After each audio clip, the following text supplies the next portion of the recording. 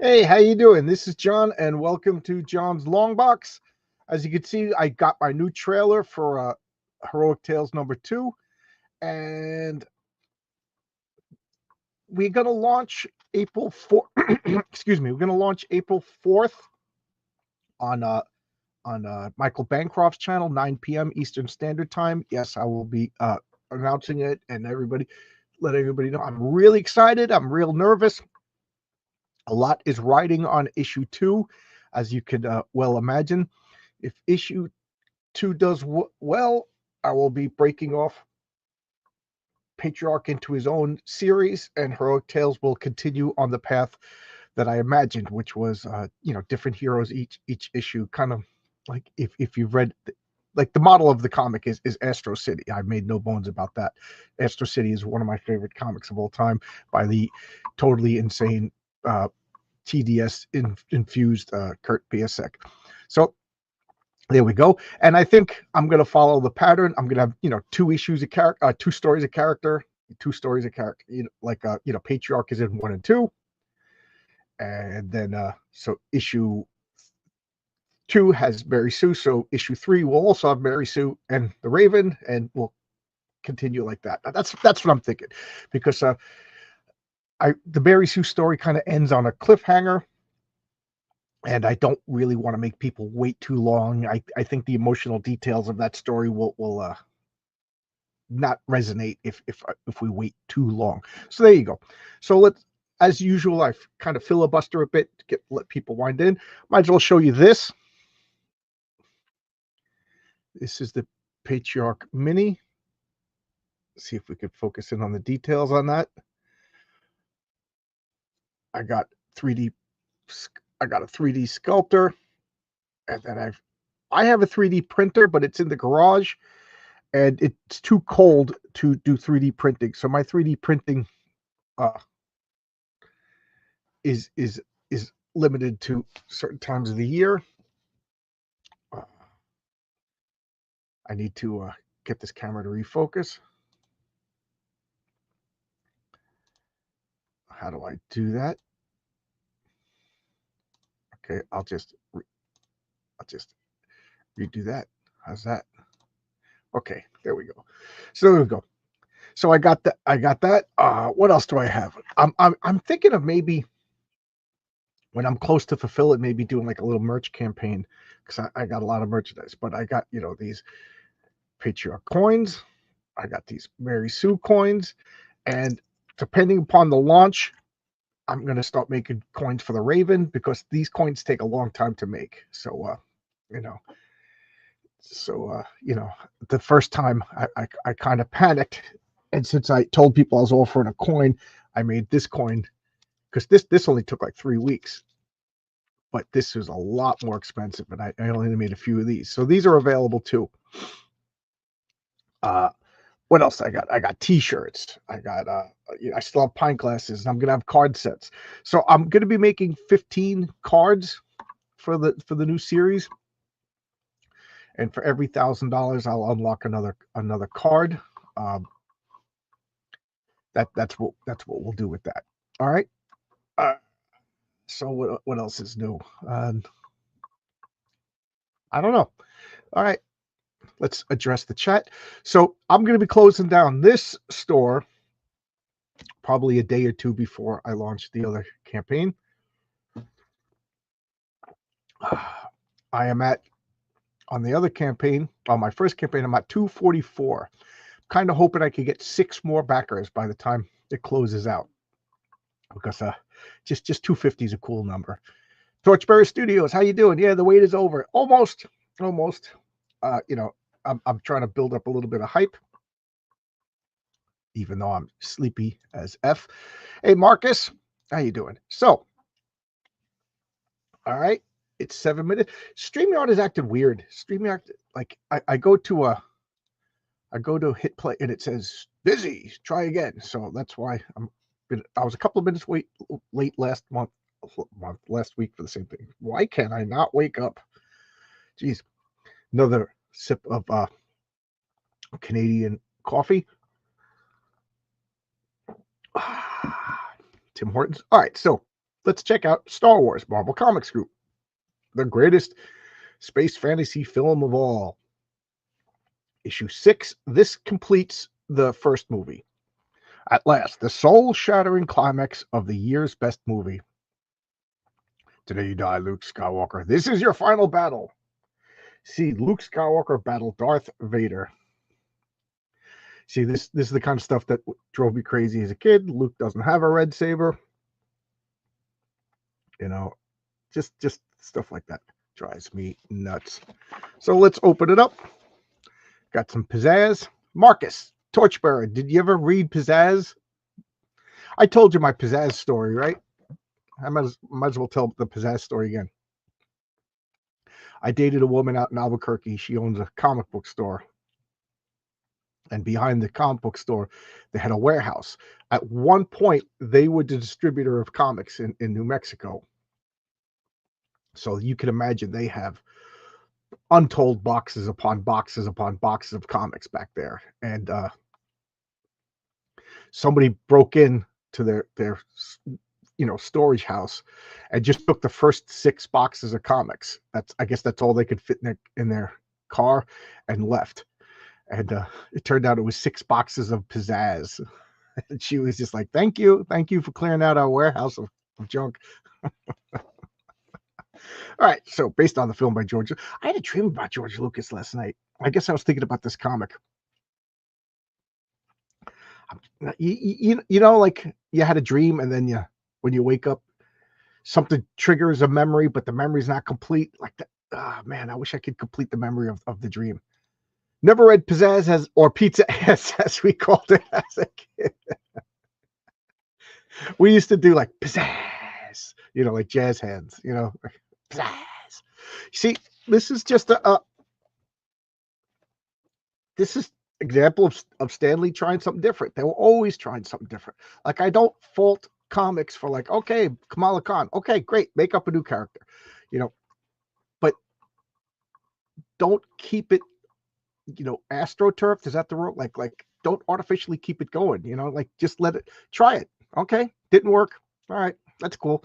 Like Nova had 18 issues, fondly remembered by some, forgotten by most. And it wasn't until I forget what, like, they brought him back like a couple of years later in another story, and then he kind of took off. Same with Quasar, things like that. They just didn't just jam Nova as a leader of the Avengers and insert him into the X-Men and all that stuff. All right, so now they're going off. So we got Roy Thomas, writer and editor, Howard Chaykin, artist, storyteller, Rick Hoberg and Bill Ray, embellishers, Patty, colorist, Lay and Royer, letters. All right. So I'm thinking this is rushed because they got Howard Chaykin, artist and storyteller. So meaning he's just doing layouts. He's just doing rough pencils. And Rick Hoberg and Bill Ray are embellishers, meaning they're doing more than just inking. So I'm wondering if Howard Chaykin, got a little behind the deadline doom, as they say. So I, can't complain about this art here. They're just filling this in. Nice splash page. Is this the final chapter? Stand by to lock on S-foils and attack positions. Is this your favorite? I have to admit, watching Star Wars, this dogfight scene, this trench scene, to me was always like the dull part of the movie. Like once they landed on the Rebel base, it was kind of just like, all right, I don't know. I kind of zoned out as a kid. It wasn't until I was an adult that I started paying attention. But as a kid, as far as I'm concerned, this was just like, space fight, pop, pop, pop, boom. Like I didn't pay attention to all of this stuff. I don't know. Blue 2 standing by, blue leader. Blue 3 standing by, blue 4. And as a kid, I was just like, why isn't Luke in charge of everything? Why isn't Luke, like, you don't realize that this, from the moment they rescued Princess Leia to this is probably like 19 hours. It's so quick. And why is Han Solo not best friends with Luke? Because they what do they spend, like a day together. You know what I mean? It's just like a work shift. You know, I'll work like an 18-hour work shift with the guy. We get along, and then I don't remember his name like 2 weeks later. You know what I mean? But as a kid, you're like, Han Solo and Luke should be best friends. You know, you forget that Chewbacca wanted to kill Luke like 15 hours ago. Hey, Crenshaw's here. How you doing, Crenshaw? How's everything? There are no boring parts of Star Wars. Yet now as an adult, when I watch the scene, I really appreciate. But as a kid, the trench fight scene was like I don't know. I guess I didn't get the subtleties. Best dogfight scene ever. Yeah. Like I said, now I appreciate it. So here they are, flying around. You know, Blue Leader. This has got to be tough to get as an action sequence in the comic. And as I said, this was my least favorite part as a kid. I haven't looked at these comics since a kid, so this is really the first time as an adult that I'm looking at this comic. I didn't open it up and peruse it before this. I wanted to come in with like a fresh set of eyes, you know. So I'm kind of curious. How it's going to hold up. So I know I like this the way they make the Death Star look like a city over here. And again, did we ever find out like does the Death Star gravity, does it work from like the North Pole to the South Pole, or does it work like in the center like a regular planet? Did we ever come up with a definite conclusion to that? The fools, don't they realize this battle station is now the ultimate power in the universe? What chance do a few X-Wing fighters have against us? This is weird. Stormtroopers with dialogue. You know, the only stormtrooper with like dialogue is you know, the Tiki 421. He just tapped his head, but that was Luke. And then the Sand Trooper guy, right? Were they the only stormtroopers that actually had dialogue? You know, these guys. Does anybody like these were like Death Star like blaster guys? This was like an OSHA regulated helmet, I guess, to protect them from light glare or whatever. And what were these guys called? Moffs? Like, what does Moff translate? Is that like a general, Grand Moff Tarkin, or the, you know? I should really like take a deep dive into like the ranking, everything, the rank and file of the Imperial, you know, hierarchy. And here we got this blasting, true. Now, didn't the X-Wings they had green lasers, and the Empire had the Rebels had the red lasers. The Empire had the green lasers. Blue 3. This is Blue 3. Hi, Biggs. Hi yourself, Luke. What? And then we got oh my God. What? He said what? And there's ads. We got to wait. It's like a commercial break. High school ring. Real switchblade comb. I'm going in, Blue 3. Cover me. I'm right behind you, Blue 5. Luke, pull out. I can't. Unable to turn in time, Luke's fighter plunges into the expanding ball of superheated gases. You're Luke Skywalker, where Luke Skywalker knows the terrors of the damned. Intense heat. Yeah, so they're filling in, like, you know, in the movie, we got the music, we got the fast-paced action, so they're replicating that with words. Intense heat licks at the streaking spacecraft. The hot winds of hell buffet it to and fro until Luke's teeth rattle. Then he is clear and through and clear on the other side. You okay, Luke? I got a little cooked, but I'm okay. Yeah, you know, this scene took like 2 seconds. Boom! You know, we saw the fireball. And we count at least 30 rebel ships, Lord Vader, but they're so small, they're evading our turbo lasers. Get the crews to their fighters and prepare to lift out immediately. This station is not designed to do battle with such puny, insignificant spacecraft, and that could be its fatal flaw. We'll have to destroy the ships, rebel ship to ship. See, this isn't in the movie.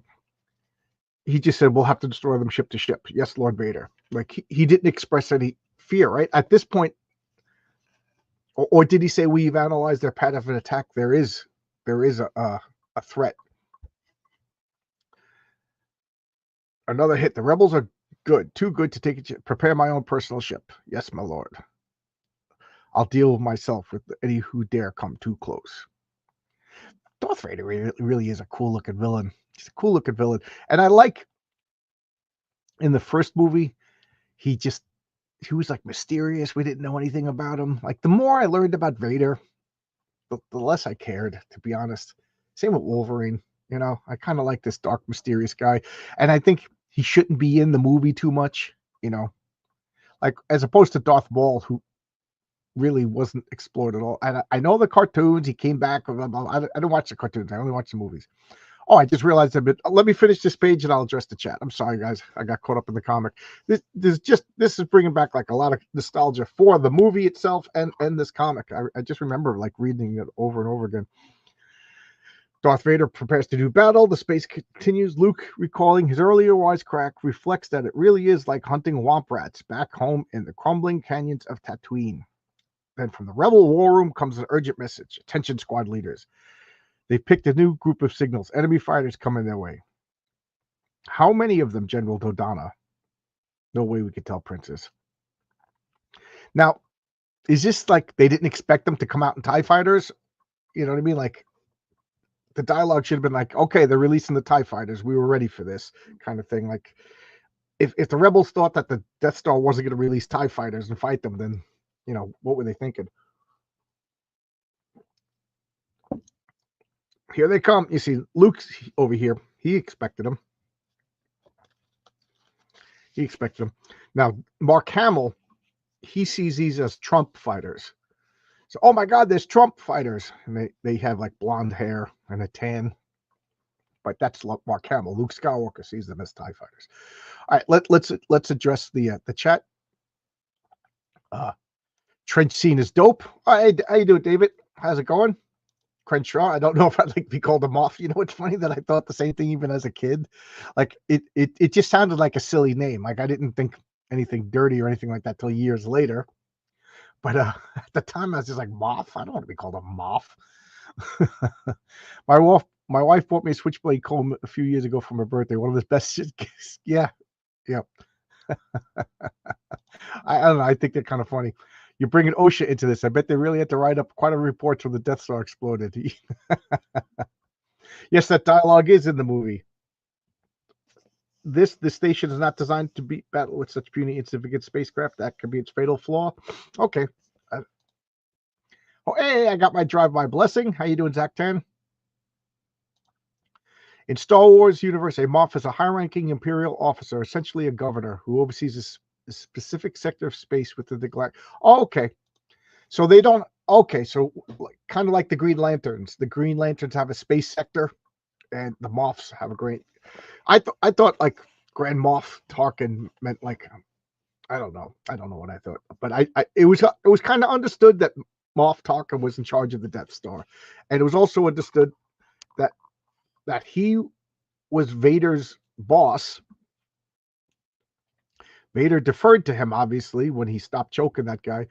And it was also understood that Vader was the weirdo. He was the anomaly. He didn't fit in. Everything else was uniforms and ranks and everything like that. And then he was a lord to the point, but like in the second movie, when they mentioned the Emperor, I was like, what? But I didn't realize Imperial stuff. There must be an emperor, you know, and I didn't realize it was like a mix of like Nazi Germany and the Roman Empire. I was a kid. I was in third grade when it came out. But I remember distinctly saying rebel is a stupid name. I didn't realize rebel was a real word, you know, in third grade. Right after I saw the movie, I was just, I don't like that they're called the rebels. Rebels is stupid. And then somebody said rebel in Dukes of Hazzard, and I was like, oh, it's a real word. You know what I mean? I was a kid, third grade. This was before I could even read, practically. I told that story. I going into third grade, I couldn't read. Max Sealy. Severed finger keychain. Feels real. Wouldn't that be funny if it really was real? It was just like all those accidents in the factory, stuff like that. And they're just like, well, let's sell them. Like they're covering up their problems. Oh, Torchbearer, since you're looking stuff up on Google while I do this, this is one thing that's always been bothering me about Star Wars. What exactly is a system? Now, I know George Lucas was fast and loose with terms, and I'll go to my grave insisting that George Lucas didn't have the grand scheme thought up. He wrote this movie. Like obviously Luke and Leia weren't siblings in this movie. Obviously Darth Vader wasn't their father, kind of thing. It was kind of like, oh, let's throw it together. Let's throw it together, like almost like it was a victim of his own success, like just like Heroes, the show Heroes. Siler was supposed to be the bad guy of season 1, but the popularity of Siler, they brought him back when his purpose was over, his story arc was done, and then they made him part of that family, and then they tried to make him a good guy. Then he really wasn't eating brain. It was no. Sometimes fan service backfires, and I think Lucas would it. But anyway, what is a system?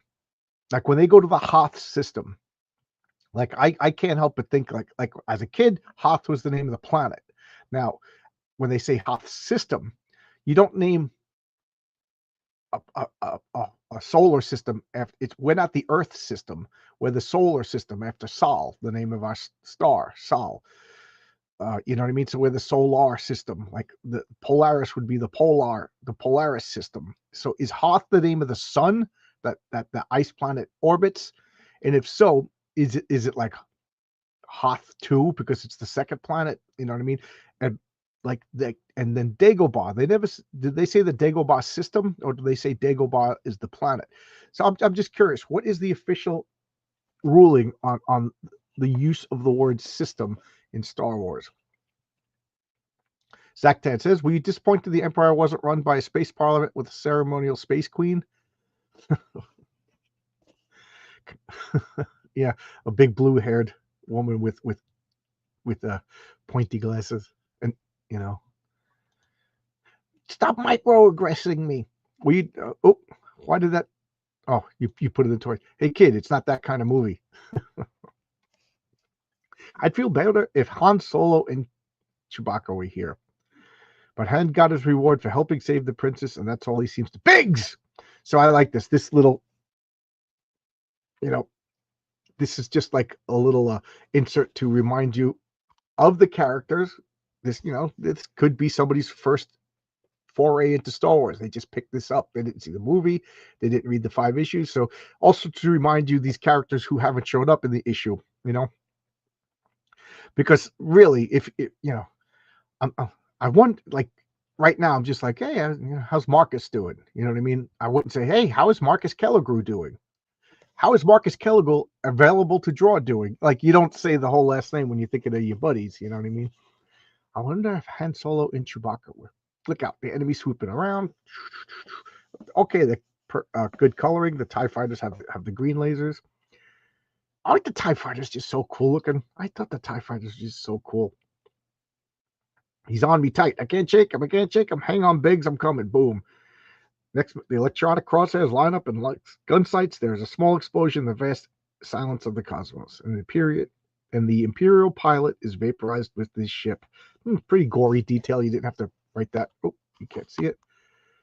The Imperial pilot is vaporized with this ship. Got him.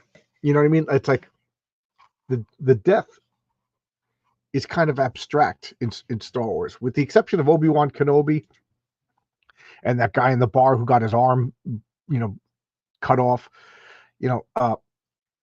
Most of the deaths, there's a lot of deaths. Stormtroopers are getting blasted. Aunt Beru and Uncle Owen, that's pretty graphic. And then you do see a couple of Jawas being thrown on the fire. But for the most part, the deaths are pretty abstract. Like, you just see guys in armor get hit with a blast and they fall down. And then these ships are blowing up, And then what do you see? Porkins blow up, you know what I mean? Because you're supposed to be like, no, not Porkins. Like, the only reason why we know his name, But this is pretty graphic to give us like the pilot was vaporized in the ship, like some unknown mass-produced TIE fighter pilot, Like, I didn't even think that TIE fighter pilots were individuals, until I started playing the X-Wing the X-Wing tactical miniatures game, because then you could, you get points and you buy cards and ships, stuff like that. So you could buy a cool ship and then an actual pilot with the name. Like the average pilot is just TIE fighter pilot. But then there's actual TIE fighter pilots with names that have better stats, but those cost more points and stuff like that. So here we got Dodonna. We don't see Mon Mothma anywhere. And what was Mon Mothma's actual rank? You know, and Dodonna, I didn't know him until I started playing the Star Wars Rebellion board game, because he's one of the generals that is on your team. Oh dear, even with R2-D2 serving as his R2 unit, Master Luke is likely to be hurt. I do wish he wouldn't take any more chances. So do I, 3PO. This, even as a kid, I thought that was a little weird, that they put these droids into the ships. Why don't they just program the ships with like a droid intelligence? You know what I mean? Like, what is the advantage to having a droid that could be inserted into the ship? You know, I guess if the ship gets damaged, you could take, but if the ship gets damaged, couldn't you just like pull out a module? You know what I mean? I don't know. Sometimes the droid aspect, you know, doesn't hold up upon scrutiny. The TIE fighter's on my tail. Blue 2, I'm here, Luke. Thanks, Wedge. I can't. Blue 6 is hit. Come on. Wedge is one of the best pilots too. If you get the Wedge card and put it in your team when you're playing X-Wing, you know, you always want to get Wedge. Porkins, do you read eject? Eject. I could hold her. Just these are the last words ever uttered by the man Luke Skywalker knows only as Blue 6. But Biggs has fought besides Lieutenant Tano Porkins. Oh, I didn't know that was his name. Tano Porkins. For long weeks and months, and he knows suddenly what it means to lose a friend. So long, Piggy. You will be avenged. So Biggs has a pretty big part in the comic. You know, he has a scene that I think we've all must have seen, that deleted scene when he's talking to Biggs over at Anchorhead or whatever, a Tashi station or something like that. You know, I don't know. Do you think the movie would be served better to have left the big scene intact? I don't know. I think so. Little personal touches. Zaktan says, I imagine some systems are named after significant planets, while others are named after the star. Yavin 4, I think, is the fourth planet around the Yavin star, but makes sense, Yavin 4. Or is Yavin the fourth moon around the planet Yavin? In the novel, system was like a galaxy, but just referencing the planets, not the stars. Systems were named after the primary planet. Okay, well, you know, that's their reckoning. Systems were named after the primary planet. The only person that referred to by his whole name all the time is Charlie Brown. Yeah, he ain't a clown. I just bought a little hoard of original trilogy art of and storybooks. Man, the original is just so crazy good. I agree with you. They did the prequels, but then the droids were on the enemy side. They don't want a droid rebellion. They did in the prequels, but then the droids are on the. Oh, I see. So in the prequels, the droids were part of the ships, but they don't want a droid. Okay. I like to think that Porkins left a huge impact that caused extra damage. Yeah, he had the, you know, we had at work, we got a rated A ladders for 250 pounds, you know, or 300 pounds rather. So, you know, so a 220 pound guy could get on the ladder with his tools and then reasonably like hold up a pipe, you know, go up, hold the pipe, you know what I mean? So 300 pounds is usually good, but every once in a while we get a big fella, you know, either he's a gigantic 6'8" big old guy, or he's just a big fat slob, and then we have to get like the 350 to 400 pound rated ladders. So yeah, so Porkins had the heavy duty rated X-wing that when it blew up, it crashed into the Death Star and made a big big crash. Porkins, everybody loves Porkins and Wedge. I always wanted these, you know, mighty belts. So they're like bronze big belt buckles, but I would have taken them off the belt and I probably would have grinded off the hooks and just made like, just had like bronze plates. Nobody cared about shooting your eye out back then. This was before the movie. And here we got, people named after pigs don't have a great survival rate. Yep. Didn't Piggy die in the Lord of the Flies? Miss Piggy's alive. Miss Piggy's still alive. All right. At that moment, the blue leader. So blue leader's going over here. You know, a lot of Kirby crackle in space, laser beams, blasters. Darth Vader ship. Didn't you think Darth Vader's ship was cool? I remember when Darth Vader's ship came out. I was like, whoa! You know, you got in the X-wing game, which I think it's Fantasy Flight X-wing tactical miniatures game, and they have models for all of. I should do a whole video just on that. That would be fun. You know, you buy the base set with the rule books, and it has like the stick measurements counters that you need to play. It comes with 2 TIE fighters and 1 X-wing, and that's when you realize that the X-wings are just mass-produced, you know, like efficient, but not, you know, they're not designed to be long-range fighters. Like they don't have shields. They do a couple, so they're like flies, and the X-wings, like metaphorically, are like wasps. So they could take out a whole bunch, but the Empire just mass produces them. Blah blah blah. You know, they don't care about the pilots or whatever. But then you get the TIE Advanced, which is like, I thought there was only one because there's only one Darth Vader, but there's apparently TIE Advanced. They're just better made TIE fighters than this TIE bombers, and you know, one of my favorites is the I don't know, but it's got like triangular wings, and it's got like extra boost ability, so it can travel really fast. It's really cool. I love playing the Empire when I play the X-wing because the ships are so cool. The problem with that game is you start out the game like you decide everybody has like 10 point or 100 points rather, so everybody has so many models. It slows down. But the thing about that game is, as the ships get blown up, it actually speeds up. It's one of the few games that gets faster as you play because there's less and less miniatures on the board. But it's a lot of fun. I like it. Now I kind of want to play it again. You know, but you know, you need 2 people to play. I mean, you could play infinite amount of people if everybody has their own models, but you can't play a tacticals miniatures game solo because you know where the other ship's going to be. So Darth Vader's down here. You know, I shall handle him personally. I'm in range, target in sight. Now, boom. So this guy blows up. Who did you blow up? Blue Leader's proton torpedoes were launched a microsecond before the fatal energy bolt from the Lord of the Sith sent his ship hurtling downward to smash brilliantly but harmlessly against the Death Star hull. Perhaps it is a mercy of his sort that he will never know if his torpedoes missed the target by the merest fraction. Looking down, Luke, for the first time, feels the true helplessness of the situation. We lost Blue Leader. He scarcely cares if his words are heard back on Yavin 4. Now there's just himself and Wedge and Biggs. Oh, okay.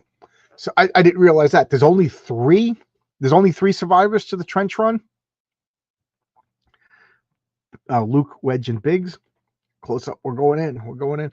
But wasn't there more? Like, wasn't there a second wave in the movie? Are they taking liberties with the movie over here?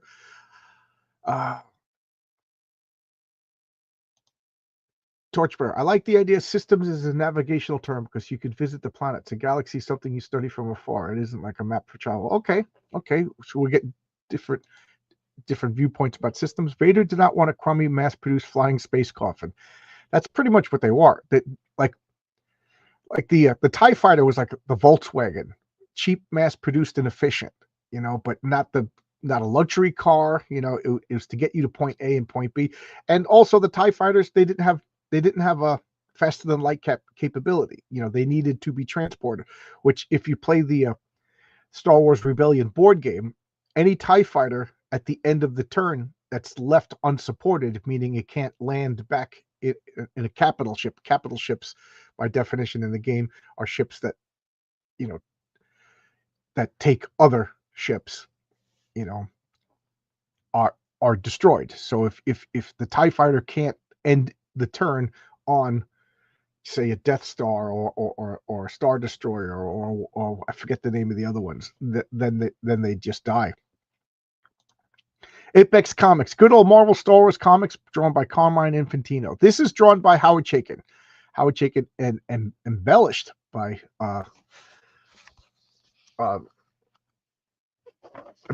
Rick Hoberg and Bill Ray. So Zach Tan, but if you met an older TIE fighter pilot, you got to respect him. He's probably better than the average pilot. Yeah. You know, an old TIE fighter pilot, you know, just buy him a drink. You know what I mean? TIE Interceptor had the, yes, that's it. The TIE Interceptor had the triangle wings. Now, Torchbearer, do you play X-Wing or you just read the lore and everything like that? Because, you know, the TIE Interceptors, I really should. I should take out the bucket of Star Wars stuff and do that. Crazy, the trench run almost didn't work. Yeah, well, you know, it's got to be the skin of your teeth. So Deep Space, because I kind of remember like a couple of Y-wings and stuff like that coming back with them. Were there A-wings in this fight? I don't remember the A-wings. I haven't watched. I'm trying to think when was the last time I actually watched this movie. Governor Tarkin. So now he's Governor Tarkin. Before he was Grand Moff. I checked the coordinates as he ordered, and I find that there is a small danger. However small, I shall have your personal craft stand by for possible evacuation. Evacuate never. The idea is treasonous. We shall prevail in the name of the Galactic Empire. There you go. That's the kind of guy you want in your evil empire. I too can't trust your feelings, Luke, huh? Ben Kenobi? Maybe he wasn't killed by Darth Vader's life. Maybe he merged with the Force, and his spirit is with me. Little over-explanation, but that works. It will be just like Beggar's Canyon. So now they're officially in the trench. They're with you, boss. Don't worry about Target Zero. We'll handle those Imperial fighters following us into the trench. Here's Darth Vader and some TIE fighters. Blue 3, here. We seem to have upset them. There we go. So Biggs, there's another one on your tail. Don't. Boom, boom, boom. And a loud shot. As Biggs' X-Fighter bursts into a billion glowing splinters that rain down upon the bottom of the night. Luke, we lost Biggs. Do you copy? We lost Biggs. I forgot Biggs died. I forget. It's funny how my memory plays tricks on me. I kind of remembered Biggs living. But again, I haven't seen this movie, and this was the part of the movie I paid the least amount of attention to as a kid. You'll always be the best friend I got. Well, now you have a hole in your best friend, so you can fill it with Han Solo. So here we got Roy Thomas writing an article. Ian P. Gladboy, Michael Blue, Bill Dickinson, Ruben Toyos, Sean Hayes, and Matt Holmes. Got to write letters and put it in Star Wars. How cool is that? That's bragging rights. That's bragging rights. Oh, I'm neglecting. What do you do for a living? Yeah, I'm a TIE fighter that went on like 18 years. You know, I actually went out on pension. Oh my God! Don't toilet paper that guy's house. I'm an embellisher. I just may have way too much Star Wars info in my head. Never played the game. Well, come on down. We'll play some X-Wing. It'll be, oh man, that would be so much fun. BU, Brian, Marcus, we all just sit around the table, play some X-Wing. Oh my God, that would be so much fun. I know Rick Hoberg, great artist. He worked on the cartoon Godzilla animation in the early 80s. Oh, I didn't know that. Cool. Zach Tan's off to church. Zach Tan's, he's remember Goodfellas? We used to call him Zach Tan Good Times. He said everything 2 times. I'm going to go off to church. So now we got Luke is going into the trench. Darth Vader over here with the TIE Advanced. Luke, I've got a malfunction. I can't stay with you. Okay, Wedge, get clear if you can. Sorry. So Wedge bails. I got a malfunction. I'm out of here. Okay. Bought it. And he flies away. Prepare to fire. Boom. And then he's about to blow up, and then Lord Vader, that energy bolt came from above us. But who's left? And then the Millennium Falcon. And again, we cheered, we roared. You know, we didn't think of it as a hunk of junk. I said that in the last video. Like, you know, Millennium Falcon was cool looking. You know, I know it's supposed to be just like the equivalent of like a food delivery truck. You know what I mean? Or the Amazon truck or the UPS truck. You know what I mean? But it looked cool to us. We didn't have any frame of reference, so it looked cool. You know, so which begs the question: if they're in here, who's in the turrets? You know, didn't they make a big deal that Chewie stayed piloting and Han and Luke were firing the turrets? So are the turrets computer activated? I guess. I mean, obviously they can control them from the cockpit, but this is supposed to be the piloting, and that's supposed to be like battle station. But stop analyzing things. Stop analyzing things. So they're blasted. And Han Solo is one of the best pilots in the galaxy. The Falcon's intervention causes Vader's wingman to veer off, suddenly striking the Lord Vader's ship as he goes. And that one spirals off and crashes, and Vader whirly gigs out of there. You're all clear, kid. Now blow this thing so we could go home. That's really cool drawing of Chewbacca right there. Really cool.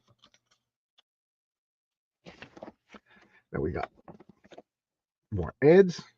Fabulous wildlife stamps. More switchblade combs. Luke is about to reply when Luke, trust me. He hesitates. Base 1 to Blue 5. Your target is devicing. What's wrong? Nothing. I'm not going to use the computer. I'm switching to manual. Manual? Are you insane? You can't hit a target 2 meters wide without a computer. Blue 5, come in. And then Luke fires. They left out, let go. And he fires. And again, as a kid, you know, they fire and then they drop. And I'm like, it's energy. It shouldn't drop. You know, like, so is there matter in these proton torpedoes? And even if there is matter, there's space. I don't know. But that's the kind of stuff I thought of even as a kid. Good shot, kid. That was 1 in a million. Glad to see it. Now let's get some distance before this thing goes supernova.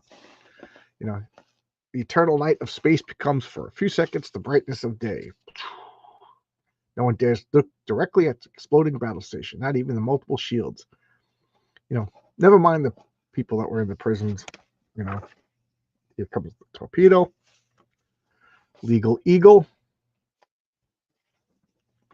And then Technos, hurry up and see to my R2 unit here. He took some bad hits.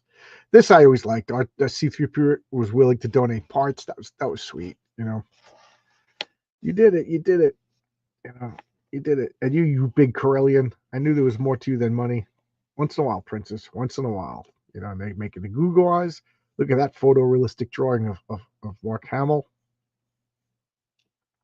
What does it say here? I'm curious to see what it says. Gazing upward towards the ceiling, Luke Skywalker thinks for a passing moment he hears something overhead, something faintly like a gratified sigh. Of course, it's probably not only... Oh, okay. A hot wind. Okay, so he's thinking about Ben Kenobi. I thought they was going to mention, like, lovey-doveys towards his not-then sister. And here we have the scene where they all get the medal, everybody but Chewbacca, because Chewbacca is just an accessory to Han Solo. He's not a full-fledged character. You know, he's just, you know, because C-3PO and R2-D2 took a direct hit, you know, and he didn't get a medal either, but neither does Chewbacca, because he's no better than a droid. You know, they hand off C-3PO and R2-D2 to other characters. They hand off Chewbacca to Rey later on, because, you know, who cares about Chewbacca? He's just a Wookiee. And there we go. We got this goofball playing guitar with the Mark Hamill haircut. The secret spy pen. And we got the Spalding Presents Street Ball with Rick Barry and Dr. J. Look at that art by Jack Davis. That's just awesome. You know, I totally would get a Jack Davis drawn, totally serious comic book, superhero comic book with this art. I just really like his artwork. All right, so I kind of went a little quick, but whatever. Torchbearer. I suck at board games. I get bored real easy, and I just start drawing on the backs of the character cards or score sheets. Don't you draw on you can't draw on X-Wing. You bring a pad and paper. That's fine. You could draw on pad and paper, but you can't draw on my cards, Mark. Torchbearer.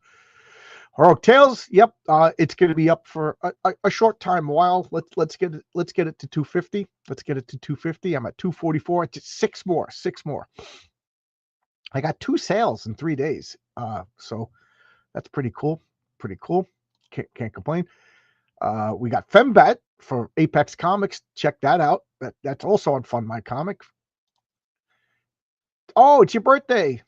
Do do do do do do do do bum bum bum do do do do do do do do. Say it's your birthday. Happy birthday. Happy birthday. It's my birthday too, yeah. No, it's not. That's just the way the song goes. So, anything anybody want to talk about? Anything anybody want to say? Oh, I'm still so sleepy today. I'm on a new job. My foreman got fired. My foreman was a super efficient guy, but he was just old school. He thought he was like a mafia don, and he treated a lot of people like crap. And he fought with all the people that employed us. You know what I mean? Like we're an electric shop. We don't just go in and start doing electric. Somebody hires us to do electrical work, and he was, so like, the airport, the Port Authority hires a general contractor, and the general contractor hires subcontractors. We were a subcontractor, and he would fight with the contractor, and they had enough, and he just fought with somebody he shouldn't have fought with, and the owner of our company just personally fired him. So he's gone, and I was friendly with him. The new guy basically cleaned the house of all the old school. It's kind of like, the Emperor Octavian comes in and he gets rid of all of the previous loyal guy. He fills it with his guys. It's just the way it is. But I was livid.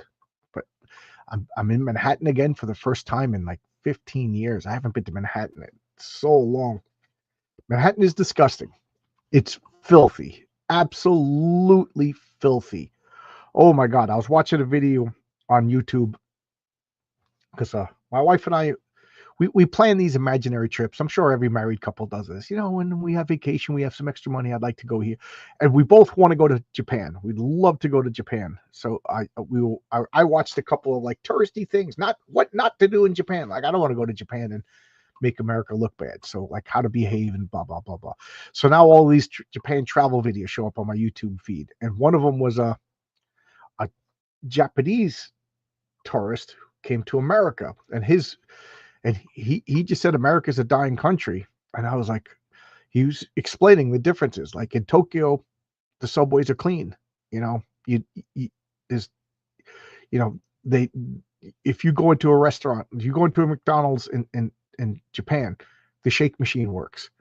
The napkin dispensers are always full. There's always somebody cleaning the streets. This stuff. You go into Manhattan, it's just garbage. How many? Marcus used to live in New York, but anybody else here in the chat? We got like 50 people. And any of you guys ever go to Manhattan? It's freaking gross. It is gross. Oh my God, the subway's just filled with garbage. You're stepping over homeless people. There's one of the things that gets me. There's all these black spots on the road. You know what that is? That's gum just spit on the ground and then just stamped into the ground. It's just freaking gross. You just want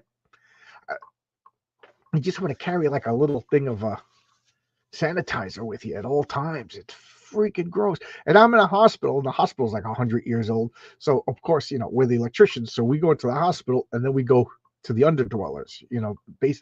And there's tunnels that connect. It's like a campus of like 18 buildings, stuff like that. So it goes a couple of blocks underneath Manhattan through these tunnels, and there's guys with carts just whipping by, and as they whip by, garbage is just kicked into the air. It's just like a freaking dead decaying rat over it. I'm like, Manhattan is disgusting.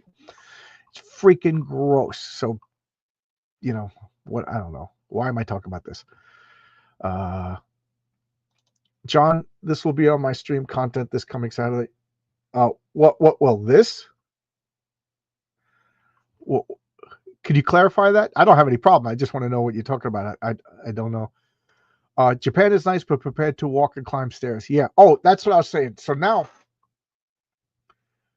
the way it used to work is we had 4 Connex boxes, and I'm like a material handler there. At every big job, they have what they call a locker pup, short for locker pop. But locker pop is hard to say. Pop is usually the oldest guy on the job. So it just became locker pop. And what they do is the trucks come. You can't pull all the electricians off the job to everyday materials come. So you usually get 1 or 2 guys. The bigger the job is 2 guys. Me and another guy would do it. We take everything off the truck, sort it, and we had 4, truck trailers. And it was like Home Depot. Everything was in the same spot. It made sense. So we'd sort it, do all the paperwork, order stuff for the next day. The foreman would tell us, we would put in the orders. It was a lot of fun. I enjoyed it. But there was a lot of like, you just walk out to the truck, you take everything from the truck, you put it in there, you go up to the truck.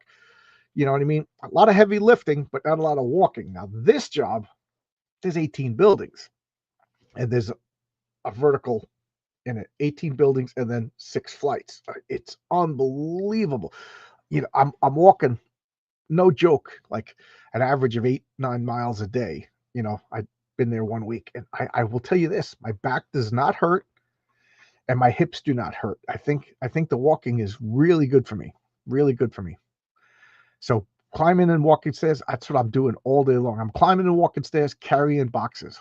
Your son's been to Japan 3 times. There's no Mayor Giuliani anymore. I know. Manhattan is gross. What? Manhattan is a dying city. Hong Kong is a lot of fun. Japan was cool. China in general, the further you go in from the coast, the more rural it gets. Yeah, most of I read a statistic. Never been to China, never been to Japan, but they say in China, 90% of the population lives on 10% of the land. And even as a teenager, I was kind of fascinated of like the out nowhere in China, like are they oppressed by the government? Like, are they free? I mean, like, I'm sure the evil empire of the Chinese government, like, could they just live on a farm and like live unmolested by like government regulations out there in China? Same with like Australia. You live out in the outback. Are those true like homesteaders, just not being messed with by anybody? And I also read, I never thought of this, but like Japan has like extreme wealth and poverty. But I saw a website where you could buy like Japanese houses, like out in the middle of nowhere, Japan, for like $3,000. A house. Can you imagine like $3,000? I get my tax returns, buy a house in Japan. Go out there and just work on my house. Like could I theoretically go and retire in Japan? You know what I mean? I don't know. Anybody know? The gross system of Manhattan. When I visited Japan last fall, we walked an average of 6 miles a day and about 20 flights of stairs. Yeah, well, that's why the Japanese are all in shape, and food, which has nothing to do with Star Wars. So back to Star Wars. I know Torchbearer is big into Star Wars. So, the more I realize it, the more I'm not into Star Wars as much as everybody. I love the first 3 movies, the original trilogy. Absolutely, I will go to my grave loving those movies. I didn't like the sequels. And I actively hate the first 2 of the prequels. I never even saw the 3rd one, and I'm done. And I'm done with Star Wars. I didn't watch any Mandalorians. I didn't watch Battle of Endor. I'm done with Star Wars. Star Wars is 3 movies. And even the 3 movies I pick apart. I criticize, bad world building, bad continuity, but I still love the 3 movies. That's it. I didn't read novels, but I do play Star Wars board games because who cares about continuity? You know what I mean? Who cares about characterization? So I play Star Wars Rebellion. Star Wars Rebellion, I made a video of it. I did like a video review, and I also live streamed my friend Adam and I playing it. So you can look at the my playlist and find Star Wars Rebellion. It is an amazing game. It's 2-player game, and you're there for 6 hours playing. It is awesome. It's a battle of wits between two players, and it is so fun.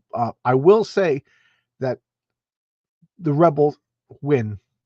I do think it's an advantage for the Rebels. To beat the Empire, you have to suffer losses. and you know, and it just psychologically you don't want to do it. Plus, you want to do all the cool missions and build, you know what I mean, and build the Death Stars and Imperial Star Destroyers and the Superstar. You want to do all that stuff, but you really you the game is seek and destroy. Everything else is like a distraction. So next time I play, I want to play the Empire and see if I stick to seek and destroy, if then I'll win. But I love I love X-Wing. Fantasy Flight Games does X-Wing. It's a tactical miniatures game, and now that I'm talking about it, I really should do a video on it. And it's just so cool. Pre-painted miniatures, and I know hardcore people cringe at that, but no, they're fine. They're absolutely fine. And it gives you some Star Wars lore, because apparently Fantasy Flight Games got in touch with the the Lucasfilms and Disney or whatever, so it's like official Star Wars, to the point they made a ship in X-Wing Tactical Miniatures game. I can't think of the name of the ship, and because it needed to fill a niche to make the game balanced, they needed a ship with these stats. Otherwise, the ships were too powerful or too weak. They needed a just right, a Goldilocks ship. And they made it, they put it in the game, and then they put it in Rogue One. You actually see it. So it like backwards worked into the movies. Oh, I play Star Wars Rebellion. It's playing the original 3 trilogies, and then there's a small box expansion that gives you pieces and rules, and it makes the combat a little better, and it's the Rogue One expansion. So I play Star Wars Rebellion with the Rogue One expansion. Awesome game. I played no, that's Star Trek. I'm trying to think. I have another Fantasy Flight game called Outer Rim. Haven't played it yet. Haven't played Outer Rim yet. So there we go. Anybody else play Star Trek board games? Oh, there's Star Wars. I said Star Trek. I meant Star Wars. There's another game that I really like. Oh, now I got to sneeze. Called called Star Wars Risk. But it's not Risk. They just called it Risk to I guess to increase sales. But it's really good. It's playing you're playing Return of the Jedi, and the board looks like a TIE fighter. So in the middle of the board, it's a space battle. On this wing, it's the Battle of Endor, and on this wing, it's Luke fighting Darth Vader.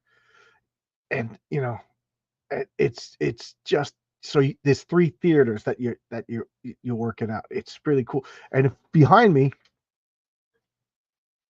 I have this game. I haven't even played it yet. This apparently is the holy grail of Star Wars games. This is Queen's Gambit, and it's playing what's the third movie in the sequel. And this game is worth like $600. I bought it used in like a flea market, for nothing. It's complete, and I'll set this up and play this. You got to see this. Ridiculous. It's absolutely talk about overproduction. It's 3D towers and everything like that. So there you go. So look, I do like I know I trash it a lot. But I do love Star Wars. I had all the toys. Where am I? I'm trying to my wife is truly an OCD clean freak. She loved Japan because it was clean everywhere. Yeah, like Toronto. Go to Toronto. I don't know where you live, Crenshaw, but if you're close, go to Toronto. You get all the enjoyment of Manhattan, but it's clean. It's clean, My brother-in-law lives in Toronto, and my wife and I went there, I think twice. Once we went there to visit her brother-in-law, and then once we went there because she was in Supernatural. There was a convention there, and she wanted to meet up with some old friends. So we flew there. She went to the Supernatural convention, and then I went off to Snakes and Lattes, a board game cafe. And I was so this is a sad story. This is such a how stupid I am. So I'm all excited. I didn't realize how big Toronto is, So I took an Uber to Snakes and Lattes, and it was like as far away from our hotel. We were like right on the coast of whatever lake that is, Lake Ontario. We were right there, like from the hotel. You could look out the window and there's Lake Ontario, and all the way Snakes and Lattes, which is like as far away from there as you could get. And I go there and I'm all excited, and I don't have anybody to play games with. So I'm in a board game cafe and I'm like getting games, and that guy's table, that type, everybody's playing, and I'm just like, so I ordered a hamburger, fries, got a drink, got some coffee, and I'm just like sitting there with the board game on my table. Nobody played with me. You know what I mean? You go there with your friends. You don't go there by yourself. It's not like an open invite gaming. I don't know what I thought. I was like, whoa. I ate my food. It was like I took an Uber to go all the way to town to get a hamburger. But I went there, and then I walked back. I didn't realize how far it was. I didn't want to spend the money for the Uber again. I've told this before, but I visit a magnet factory in China. Wow. Okay. It was a 6-hour drive. My driver had one CD in English. I listened to Frank Sinatra's greatest hits for 12 hours. Why were you at? Oh, I guess work. Yeah, work. Okay. Yeah. Sorry, I'm late. I was putting up video. Hey, Bucky. Good to see you, Bucky. How you doing, everybody? This is my buddy Bucky. He's one of the first people to watch my channel and comment. I love Bucky. Bucky746. Check out his channel. It's him and his brother talking about whatever they feel like talking about. Mostly nerd stuff. You will be on my stream the 22nd. Can't wait. Love it. Oh, okay. I misread. Now I'm looking. John will be on my stream content. Okay. I misread that. That's why I was confused. Okay. Now it makes sense. I said I'm not awake yet today. For some reason, I can't seem to wake up. Has anyone read the Galaxy of Fear books? No, I don't know what that is. Is that a Star Wars? Book? Hi, Lord Zark. Good morning. How goes it? Pretty good. I'm losing it, guys. Every Friday, I message all the guys working for me. So I got Bill Williams doing the letters. I got Renzo doing the art. I got Oscar doing art and coloring. I got Tonic Bowl doing art for another comic. And I got Dave doing coloring, and then I got other people like doing various pages, stuff like that. But I'm talking about like the main crew. So, and I don't want to be a pest, so I just message every Friday. How's it going, guys? Anything to say? And I'm like, Bill's had Mary Sue story for over a month, and then I realized I never sent them the script. I never sent him the script. So last night I had to send him the script. He's like, okay, John, I was, I thought you were tweaking it. He was all nice and everything. So I'm like, oh, geez. So there you go. Genuine Comics. Dave could understand, right? Dave, how do you work? Like with your guys who make all your comics? Like, I'm constantly afraid of being a pest. I'm constantly afraid of like being the guy who's just annoying to work with. So like unless they reach out first, or if there's an emergency, hey guys, on Friday, just, hey, it's Friday, how's it going? Like, I just try to make a habit so that when they see a message from me, they're not like cringing or, oh, it's just a message.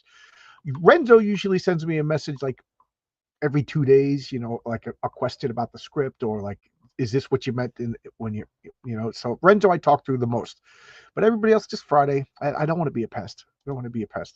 I live near Detroit, John. Let me know when you're going to be home in Toronto. I don't know if I don't know if we're going to be going to Toronto again. Just family strife. My sister-in-law is see you next Tuesday. The worst I've ever encountered in my life. To the point she will not let my brother-in-law speak to my wife. So like if we go to Toronto, we and he's in a wheelchair. He's got multiple sclerosis. He's totally dependent upon her. So it's really sad situation. So we'll go to Toronto. Like if we go to Toronto, it's just because we want to go to Toronto. Like we can't visit him. So it's really, really sad. So I don't know if we go. I like Toronto a lot. I visited Toronto twice. I loved it. We went to Vancouver sad circumstances, my mother-in-law passed away. She lived in Vancouver, so we had to go there and clean out our apartment. I loved Vancouver. And before I met my wife, when I was 18 years old, I went to Montreal with my friends. Oh my God, that's like a party city. Oh my God. We went over Christmas break because we wanted to be able to drink. We live in New York, and over Christmas break, we wanted to drink. So we were going to go to New Orleans, but we realized Montreal was closer. Montreal was like a 6-hour drive. New Orleans, I don't know what, a 24-hour drive. So we drove to Montreal, and oh my God, that was just a party. That place is a blast. So I enjoy Canada. I would like to do the the what do they call them? The Maritimes, like Nantucket and Prince Edward Island and all that. And I keep telling my wife, if get some time off, I'd like to fly like to Alaska, and then drive down the Rocky Mountains and through Canada to New York. But I used to do that before I met my wife. I used to drive I was a school teacher, so I'd have the summers off, but all my friends were working and I'm still getting paid. So I would just drive all over the country, live in my car like a hobo. It was a lot of fun. I'd like to do the same thing with Canada, but I don't think my wife is into living in a car. And we're not going to go. We're not going to do that until like the cats my wife takes care of pass away. Yeah, Star Wars Galaxy of Fear was Star Wars version of Goosebumps. Oh, okay. I didn't know that. What you guys think of my new logo? Where is it? Is this it? The two Iron Man guys? It's pretty cool. I have them all in group projects, so we interact with each other. It gives everyone the feeling we are a team. Cool. Yeah, like I said, I just don't want to be a pest. I don't want to be a pest. The only Renzo and I talk a lot. Oscar and I have Oscar and Tonic Ball in like a group chat because they're working on the same comic. And as far as I'm concerned, we're all co-creators on Eddie is Doomed. But I the one I think I pester is Bill, the letterer. I think I pester him the most because like I'll send him stuff. The first comic, I was so nervous, and I think I didn't understand the protocol. Like he would send me back stuff, and instantly I say, "Can you fix this?" And then he would send it back, and then as he's fixing it, I've found another mistake.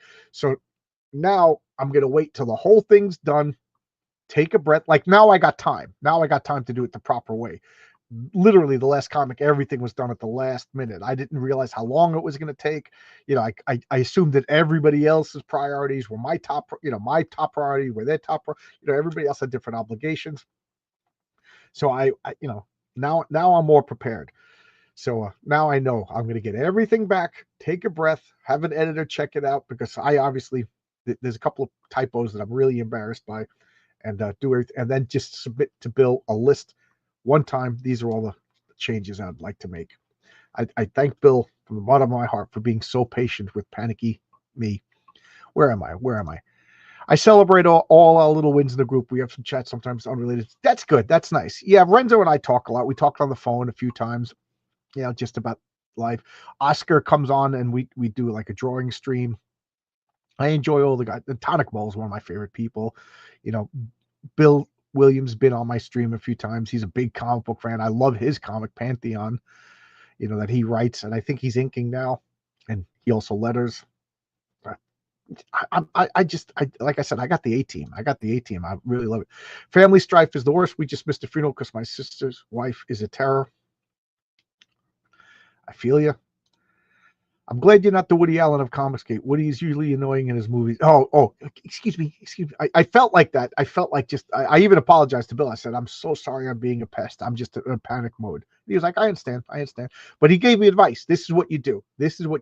Bill is like I hate to say elder statesman, but he's just, this is how you do it. This is the format, and it's so good. The lettering is so good. I don't think letterers get enough credit.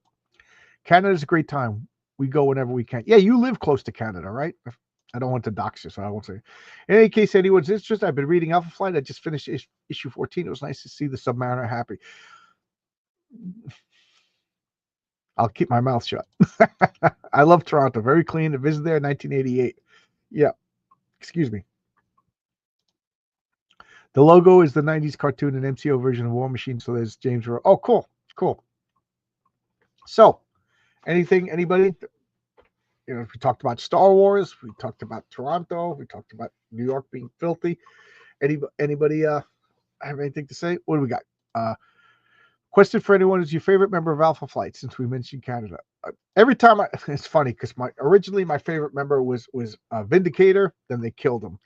So then I was like, okay, I think my next favorite member is going to be Sasquatch. Then they killed him, and then you know, so I just stopped picking favorites after that because they always killed my favorite. So anybody else? Again, I'm going to play the trailer to Heroic Tales 2 again, and then I'm going to end the stream, unless, you know, while I'm looking for it, if anybody has anything to say. But I put this is the Mary Sue logo or icon or whatever. I made that. I'm really proud of that. I actually designed it, and then Renzo made it good. So there we go. We got okay, so I'm going to play the Heroic Tales 2 trailer, and then I'm going to end the stream. So thanks a lot, everybody. Bye-bye.